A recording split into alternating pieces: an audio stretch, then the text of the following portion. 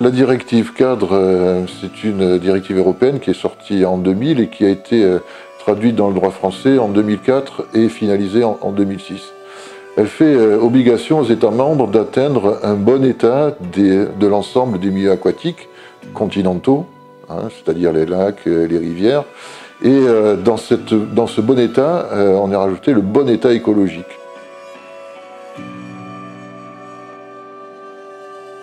L'auto-épuration, c'est un processus d'épuration naturelle, en fin de compte, qui est réalisé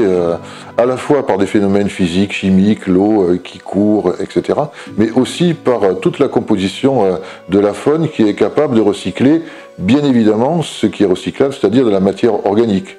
Plus la rivière est en bon état, plus elle est diversifiée, plus il y a d'habitants dans cette rivière et plus les capacités de recyclage sont importantes. Donc entretenir une rivière en bon état, c'est pas simplement pour un problème de biodiversité, mais c'est aussi économiquement, ça va permettre d'avoir moins d'argent à dépenser pour avoir de l'eau potable, parce que l'eau sera de bonne qualité, moins d'argent pour faire de l'épuration, parce que la capacité de recyclage de la rivière sera plus forte.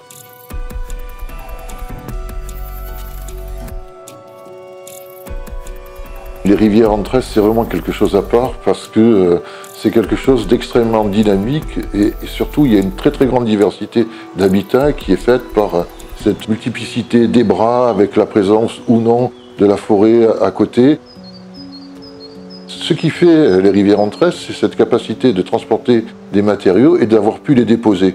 Mais ces matériaux-là, eh bien, ils ont une très haute valeur économique puisqu'on ne peut pas faire de béton armé de qualité si on ne vient pas chercher ces éléments qu'on appelle les granulats dans le cours d'eau. C'est là où il a fallu, à un moment donné, bien évidemment, essayer de mettre en conformité l'intérêt écologique et l'intérêt économique. C'est un travail qui a été fait par exemple sur le Verdon, où ce charriage des matériaux est calculé au plus juste pour pouvoir être exploité par les vendeurs de granulats sans perturber la rivière.